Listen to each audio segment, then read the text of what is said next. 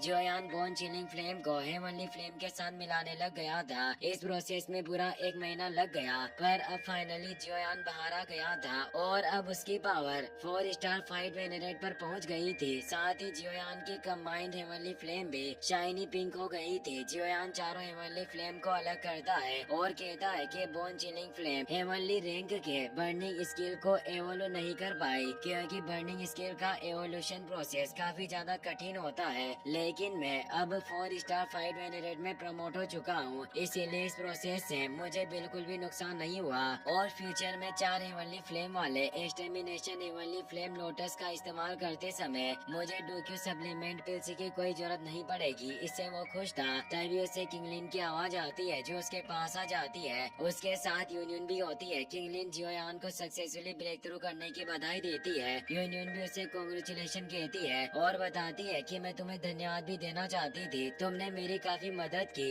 जियोयान बोलता है कि हम काफी समय से एक दूसरे को जानते हैं, इसीलिए ऐसी औपचारिकता की कोई जरूरत नहीं है। साथ ही तुम अपने ट्रेनिंग पीरियड के दौरान या किसी भी वक्त तुम्हें मेरी जरूरत हो तो तुम सिर्फ मुझे एक मैसेज भेज देना, मैं यहाँ पहुँच जाऊँगा। साथ ही अब मैं इस बात का भी इंतजार कर रहा हूँ कि अब तुम्हारा flower sect falling star pavilion के साथ अलायंस बनाएगा, ताकि हम दोनों के सेक्ट साथ हो, जिससे फ्लावर सेक्ट की किसी भी समस्या में हम तुम्हारी मदद जरूर करेंगे। मुझे यहाँ रुकते हुए काफी समय हो गया है, इसीलिए मुझे वापस से फॉलिंग स्टार पवेलियन लौटना चाहिए। यूनियन भी कहती है कि मैं भी ओल्ड सेक्ट मास्टर की डोक्यू को पूरी तरीके से रिफाइन करूंगा और साथ ही फ्लावर सेक्ट को भी अच्छे से मैनेज करने की पूरी कोशिश करूंगी। तुम भी अपना ख्याल रखना। जियोयान भी उसे अपना ध्यान रखने की बोलता है और अब वो किंगलिन के साथ वहाँ से निकल जाता है। जियोयान अब फॉलिंग स्टार पवेलियन की तरफ निकल चुका था। किंगलिन शिप को चला रही होती है और जियोयान कल्टिवेशन कर रहा था।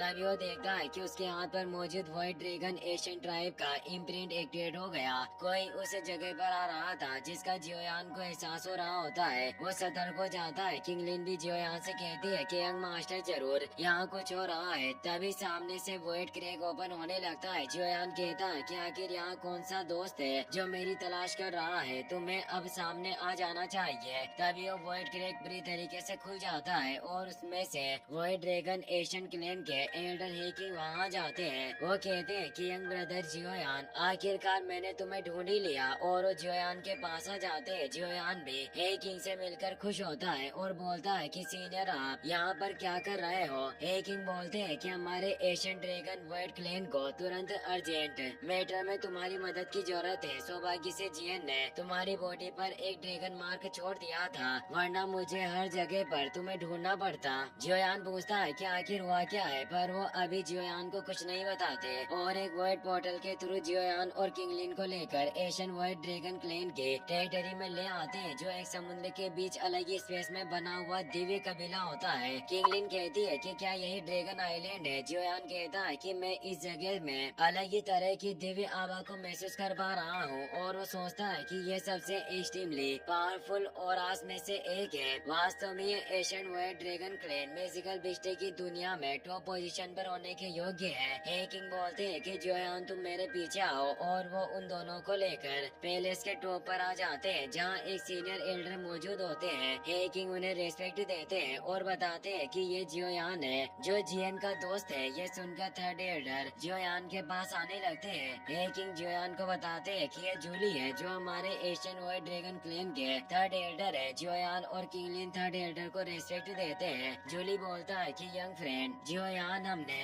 अचानक तुम्हें यहाँ बुला लिया। मुझे उम्मीद है कि तुम इस बात की वजह से हमसे नाराज नहीं होगे और हमें दोष नहीं दोगे। जियोयान बोलता है कि जियन मेरी दोस्त है, अगर वो परेशानी में है तो चाहे जो भी हो मैं उसकी मदद करने के लिए जरूर आता। जूली कहते हैं कि तुम्हारे जैसे दोस्त को पाकर वास्तव में जियन का विजन काफी अच्छा है, मैं तुम्हें उसे देखने के लिए लेकर जाऊंगा। और वो जियोयान को लेकर एशियन व्हाइट ड्रैगन क्लैन के पैलेस में आ जाते हैं और उसे जियन के बारे में बताते हैं कि वो एशियन व्हाइट ड्रैगन कबीले के लीडर की बेटी है। जियोयान बोलता है कि मुझे हमेशा से संदेह था कि जियन की पहचान सिंपल नहीं होगी, पर मैंने कभी उम्मीद नहीं की थी कि उसके पिता एशियन व्हाइट ड्रैगन क्लैन के ड्रैगन एम्परर होंगे। थर्ड एल्डर जूली बताते हैं कि बहुत साल पहले ड्रैगन एम्परर अचानक से गायब हो गए थे और जियन भी बिना किसी ट्रेस के गायब हो गई थी, जिससे हम उन्हें ढूंढ नहीं पाए। मुझे यंग फ्रेंड जियोयान तुम्हें तुम्हें तेज कहना चाहिए, अगर तुम जियोयान को इन सेंट्रल प्लेन्स में नहीं लेकर आए होते तो हमारा एशियन वाइड ड्रैगन क्लेन कभी भी उसके एग्जिस्टेंस को महसूस नहीं कर पाता।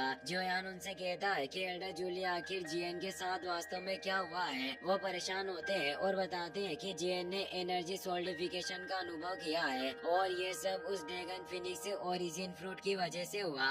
अब वो पैलेस के सेंटर में आ गए थे जहाँ जीएन एनर्जी सोल्डिफिकेशन की वजह से एक क्रिस्टल के अंदर जम गई थी और वो बिल्कुल भी होश में नहीं होती।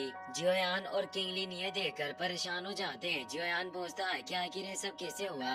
जूली कहता है कि जीएन अभी भी काफी यंग और लापरवाह स्वभाव की है। आप दोनों ने इसे ड्रैगन फिनिक्स ओरिजिन फ्रूट के साथ जुड़ने से क्यों नहीं रोका। उसे ड्रैगन फिनिक्स ओरिजिन फ्रूट में काफी ज्यादा एनर्जी समाई थी। आखिर वो इतनी सारी एनर्जियों कैसे अवशोषित कर सकती थी। हे किंग और जूली काफी शर्मिंदा थे। हे किंग बताते हैं कि जियोयान जीएन अभी भी जिंदा है, बस उसकी life force solidified dragon phoenix crystal layer के द्वारा दबी हुई है। लेकिन जब ये एनर्जी को पूरी तरीके से अवशोषित कर लेगी तो ये अपने नॉर्मल रूप में वापस से लौट सकती है। जियोयान को काफी गुस्सा आ रहा था पर वो खुद को शांत करता है। जूली कहते हैं कि हमारे पास केवल यही एकमात्र ऑप्शन था क्योंकि एशियन वॉइड ड्रैगन क्लेन के सभी ड्रैगन को एकजुट करने के लिए एक पावरफुल क्लेन लीडर की जरूरत है और जीएनई आखिरी रॉयल ब्लड लाइन के सदस्य है और वो सबसे उपयुक्त उम्मीदवार भी है इस राजगद्दी को संभालने के लिए। जियोयान बोलता है कि क्या एशियन वॉइड ड्रैगन क्लेन भी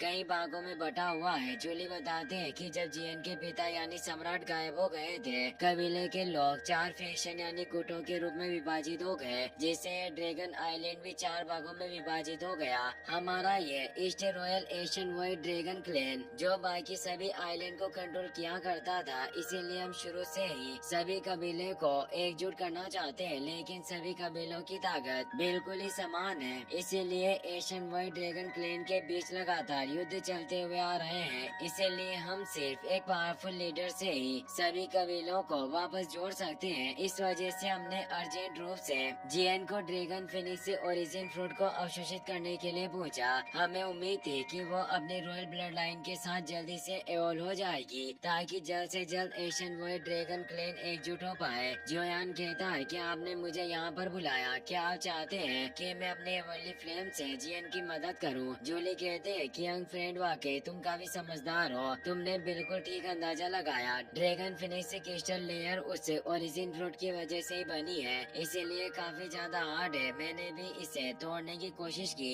पर मैं नाकाम रहा। केवल वो हेवनली फ्लेम जिसे टॉप 10 में स्थान दिया गया हो, उसके द्वारा ही इस ड्रैगन फिनिक्स क्रिस्टल लेयर को पिघलाकर जीएन की मदद की जा सकती है। और इस क्षमता वाले व्यक्ति जिस पर भरोसा किया जा सकता है वो सिर्फ जियोयान तुम हो। हमारी ये समस्या एशियन वाइड ड्रैगन क्लेन के फ्यूचर से जुड़ी हुई है, इसीलिए हम काफी चिंतित हैं। हमें उम्मीद है कि आप हमारी मदद करेंगे। आपकी इस मदद को हमारा कबीला हमेशा याद रखेगा। हे किंग भी हाथ जोड़कर जियोयान से मदद करने को बोलते हैं। जियोयान उन्हें ऊपर उठाते हुए कहता है कि एल्डर जूली और हे किंग आप काफी दयालु हो। जीएन मेरी एक दोस्त है, इसीलिए मैं निश्चित रूप से उसकी मदद करूंगा। मैंने कभी नहीं सोचा था कि जीएन जो हमेशा हंसती खेलती रहती है उसे इतना भारी बोझ सहना होगा। और उसे पुरानी बात याद आती है जब वो उन्हें छोड़कर जा रही थी। उस वक्त वो काफी दुखी थी। उसने कहा था कि मैं अपनी कल्टिवेशन को पूरा करने के बाद तुम सभी को ढूंढने जरूर आऊंगी। और उसने जियोयान को भी उसके खाने के लिए फीड रिफाइन करने को कहा था और बताया था कि ड्रैगन आइलैंड का खाना इतना अच्छा नहीं है, इसीलिए मुझे काफी भूख लगी रहेगी। जियोयान दृढ़ निश्चय कर लेता है कि जीएन में तुम्हें बचा कर रहूंगा। वहीं अब हमें ड्रैगन आइलैंड के नॉर्थ इलाके में एक हॉल का सीन दिखाया जाता है जहाँ एक ड्रैगन आइलैंड का किंग मानयान मौजूद होता है। साथ ही वहाँ एक और आइलैंड का लीडर नासु आओ मौजूद था, पर नॉर्थ ड्रैगन आइलैंड का लीडर अभी तक वहाँ नहीं आया था, जिससे मानयान काफी परेशान था। और वो नासु से कहता है कि हम तीनों ड्रैगन आइलैंड के लीडर ईस्ट ड्रैगन आइलैंड पर अटैक करने के लिए राजी हुए थे, फिर भी अभी तक नॉर्थ ड्रैगन आइलैंड का लीडर यहाँ क्यों नहीं आया। तभी वहाँ नॉर्थ आइलैंड लीडर की आवाज आती है। वो बोलता है कि माफ करना, मुझे आने में देर हुई, पर मैं अपनी सभी नॉर्थ ड्रैगन आइलैंड की टीमों को तैयार करके लौटा हूँ। और अब वो एक तेज एनर्जी के साथ वहाँ जाता है। नॉर्थ ड्रैगन आइलैंड लीडर का नाम जियाशा होता है। नासु कहता है कि नॉर्थ ड्रैगन हमेशा देरी से आता है। जियाशा कहता है कि शायद ही हमारे तीनों आइलैंड एकजुट हुए होंगे, पहली बार हम साथ मिलकर काम करने होने वाले हैं, इसीलिए मुझे पूरी तैयारी करनी पड़ी ताकि हम असफलता से बच सके। नासु कहता है कि वो एक अकेला ईस्ट ड्रैगन आइलैंड है और हम 3 ड्रैगन आइलैंड के लोग, आखिर वो हम तीनों ड्रैगन आइलैंड की पावरफुल फोर्स का अकेले सामना कैसे कर सकता है। जियाशा कहता है कि क्या तुम रॉयल ब्लड लाइन की उस लड़की से नहीं डरते।